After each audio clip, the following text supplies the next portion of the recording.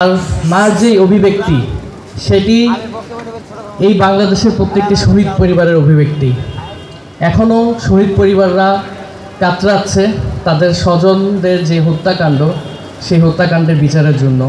এখনও প্রতিনিয়তই যখন চোখ বন্ধ করে শহীদদের চেহারাগুলো আমাদের সামনে ভেসে ওঠে।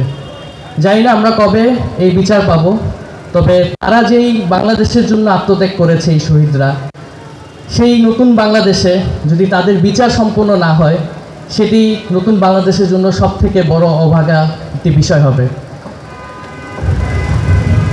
আমি এ পর্যায়ে অনুরোধ করছি আমাদের একজন আহত ভাই জনাব আব্দুল আজিজ, তিনিও আমাদের শহীদদের মতন শহীদ হতে পারত।